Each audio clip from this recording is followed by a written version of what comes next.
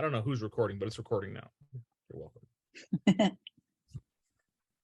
So I need to start recording more of these because we've had some really good morning ones that I didn't record that would have been great to listen to again. But when you find yourself struggling and you find yourself bored out, you find yourself not wanting to do the mundane, the monotonous, the dull of this business, remember that the most successful agents in our industry are really good at the boring. They're really good at the boring. They sit down, they make phone calls, they talk to people. It's boring. They know the process, the paperwork, the putting it in the system, the boring.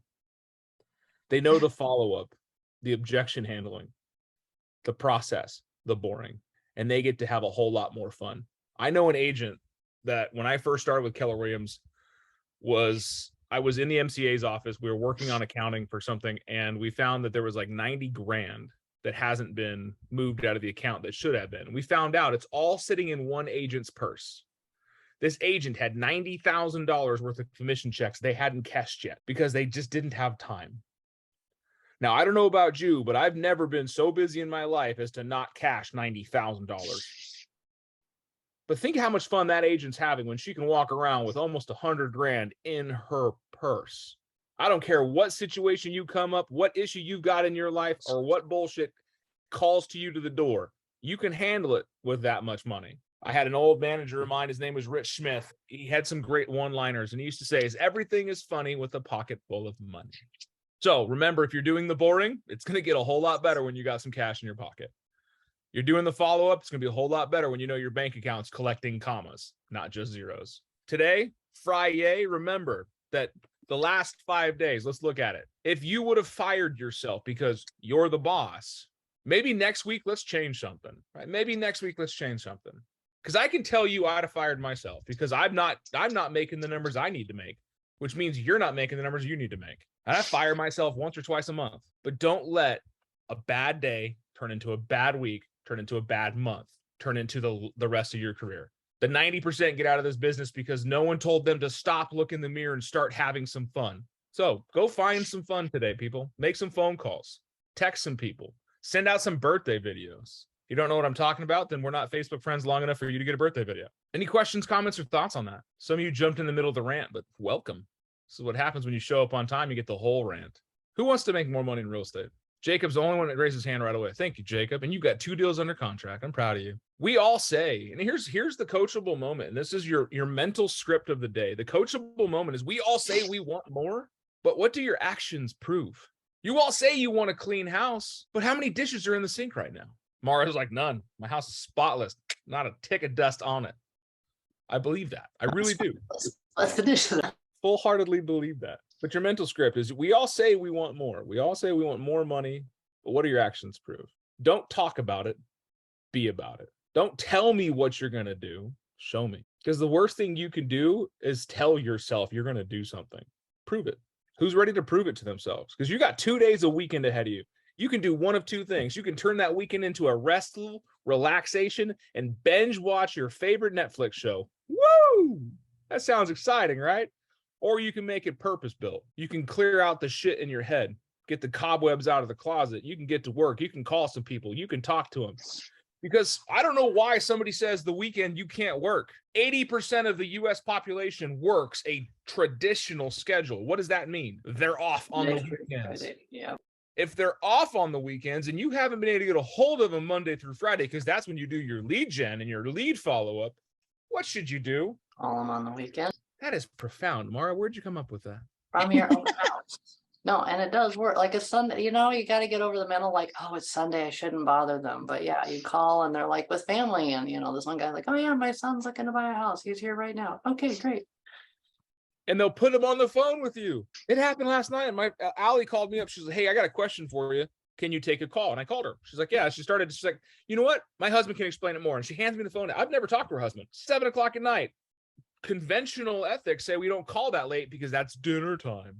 Who here would be offended if someone called you on Friday, Saturday, or Sunday to check on you? Hey, Shannon, it's Big Dan over Keller Williams. You have been on my mind a lot, friend. We haven't talked in ages. What's going on in your world? Now tell me you're offended by that. Not offended at all. We know that a majority of people find the agent that they use based on a past relationship, right? A friend, family, coworker, or a referral from one. We don't need to instill ourselves as realtors in their brains. First and foremost, we need to instill ourselves as friends in real estate. Because last I checked, when somebody needs something, they call me and say, hey, Dan, do you have blank? A landscaper, a painter, a forklift operator. More people will turn to you as a resource when they know you're a friend. So start talking to people and checking on them and doing care calls.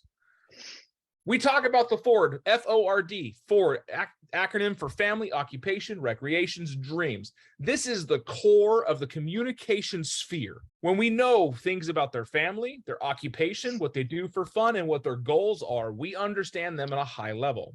Just like a basketball player spends hours in the gym working on a single motion. Is that a lot of fun? No, it's boring. It's mundane. It's the same freaking arc, the same arc. You put the hand on the same lace. You count the number of ribs on your fingers every time. It's the same boring motion. But you want to know what the greats did? They would practice that one motion thousands of times because they're not practicing to get it right. What are they practicing for? Go ahead, Jack. So they can't get it wrong? So they can't get it wrong. Raise your hand if you think you can beat me in a script off. Enough said. Why does none of you have the confidence in doing that? Hell, Shannon's been in business longer than I have. And I still probably wouldn't challenge you. Why is I mean, that? don't get me wrong. I would. I just feel like you would probably beat me out because you do more scripting than I do. I practice it. Exactly. I go through these motions every single day. I talk about it every single day. Just like Kobe and just like Jordan, they went to the gym when everyone else went home and they practiced every single day. They worked on one muscle set at a time to get stronger because it was not about a 1% increase, but they wanted to be a 0.0001%. Because the slightest edge over the competition was the difference between them winning or losing. And to them, winning was everything. Are you willing to do the boring? Are you willing to sit down and practice with someone your scripts, your objection handling, your listing and buyer presentations? I know it sounds goofy and it's not fun and it's not sexy to sit down with a coworker that has no ability to buy a house from you and talk about this. But is that any different than going to the gym and they're your spotter so you don't drop 400 pounds on a bench lift? We don't practice on game day. I can tell you, Joe, if you weren't to practice all week, are you ready for the match? You'd be embarrassed. You'd be embarrassed, even though Joe has been doing this his entire life. When he hits the wrestling mat, the week helps sharpen those skills that he's known for his entire life. But 1 week off could cause you a match, could cause you a championship. Yes, I'm assimilating real estate sales, which is a profession, to a sport. But in my mind, there's no difference. When you know how people are going to act and when you know how people are going to respond, it's no different than knowing the motions of a boxer. When they drop their elbow and they shift their shoulder or they move their head, which way they're going to punch. You get to read your opposition. And when you practice, you know your skill set so well that you're balanced with on your feet. You can move, you can shuck, you can jive, you can do things that you didn't think were possible without thinking about it. They become automagic because you've trained yourself to a level that you can't get it wrong. Every time you get hit with an objection, you don't shut down. You just sit back and go, whoa, whoa, whoa. You know what's important about that? You go into discovery mode. You shift into handling mode. And I don't care if you've been in this business for 1 day or 100 years, there is something you can learn every day by practicing. Anthony's been in this business 17 years, but we were on a phone call last week and I gave him one script that I told him to put into his business. Have you used it yet? How'd it work? Today, I have an appointment today. Good. Let me know how it works out. But did it change your mindset? It got you thinking about some other things. It is not like an aha moment, like, oh my God, that's a revelation of my life I've never thought about in my life before. But it's, you know what? That's a good way of looking at it. Let me try that. So be willing to do the boring. When your friends are all going off to the bar, be willing to put in an extra phone call or two. If you're not feeling up to it that day, that's the best day you should do it. My gym trainers used to tell me all the time, when you don't feel like working out is when you need to be there the most, because that's what sets up the habit. When you walk by the sink and there's dishes in the sink, you should wash them real quick, because tasks left undone compile to become great. I started a load of laundry yesterday at 8 a.m. You know when I finished it? 8:30 p.m. But I finished it. How many of you have left laundry sitting in a basket for 2, 3, 4 days? Hell, a month. You just go from the washer to the dryer to the basket, and you just wear it out of the basket, and it just repeats the cycle. It never sees a hanger ever again. There we go. Thank you, Anthony, for being. There's the beauty about those steam cycles, let me tell you. But that's the thing, is those are the mundane, boring things that get in the way. It's not that you didn't have time, it's that you didn't care enough. I want you to see that load of laundry like your follow-up list. You may have started it, but did you finish it? You may have began your lead generation with the utmost intent, but did you finish it? Just because you dialed the phone number isn't good enough. You got to hit send. You got to listen. You got to communicate. You got to leave a message. You got to show a text. You got to talk to people. You can't just leave the laundry in the basket and expect it to be good enough, because oftentimes we have to, like Shannon said, throw it back in the dryer for a steam cycle. We got to do more work than we would have had to do in the first place had we had done it right. Follow the process, follow the system, follow the model. It's boring. I know. I get it. It doesn't seem like you. I know. I get it. It doesn't sound like you. I know. I get it. But it sounds like somebody who's making more money than you. It looks like a company that's more stable than yours. It looks like somebody who's having a whole lot more fun in life. Jacob, was it exciting for you to put a Facebook post out there yesterday that you have 2 deals under contract in one day? Was that a lot of fun? Was it a whole lot of fun to do all the bullshit that you had to get to there? No. But you want to know something? I guarantee when he gets those checks in his mailbox, he's going to have a lot more fun. I put a Facebook post out a couple of days ago, maybe a week or so, and it's do not let temporary comfort rob you of long-term success. What that means is don't allow easy now keep you from easy later. I don't always align with what Dave Ramsey says, but I love the line that he says. It's, if you live like nobody else today, you can live like nobody else tomorrow. Now, in our heads, we like, that doesn't make any sense. He's saying the same things. But, you know, if everybody today was going out there and spending $50 and $60 and $70 a day on lunch and coffees and bullshit, and you're not, and you invest that money and you do things that the others aren't doing, in 10 years from now, are they going to be able to have the same financial security and freedom that you are? No. So in real estate, if you are willing to do what others are not, you will get what others cannot.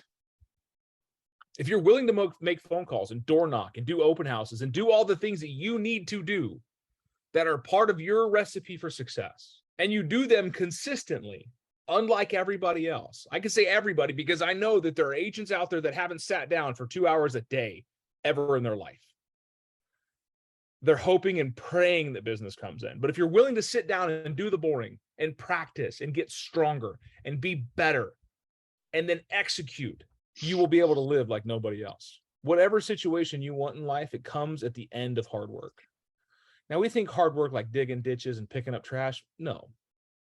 Hard work might just be getting yourself out of your own way. Sometimes you got to pick up the phone and make a phone call. Sometimes you got to call someone that you really don't think you need to call. Call bias is one of the hardest work you're ever going to have to overcome, because you're going to, in your mind, say, I've already talked to that person 6 months ago. I don't need to call him again. Bullshit. That's where you fail, is because that is laundry left in the basket. Yeah, you called him, you talked to him 6 months ago, but it's been sitting there for 6 months. What happened to laundry in a basket for 6 months? You can't wear it. It's all wrinkled. You got to wash it over. So today, promise yourself, go ahead. Or throw it in the steam cycle. Yeah. It requires going back through the system and back through the energy, but it doesn't mean it's going to be successful for you. So take today and challenge yourself, right? If you were going to fire yourself last week because your activities, do something different this weekend. You don't have to wait till Monday. Hell, you don't have to wait till tomorrow. You can do it right now. Go find some boring stuff to get into. That way we can turn it into a whole lot of fun. Sound like a plan? Good? You guys done being yelled at this week? No. Let's try it again on Monday. Until then, high five.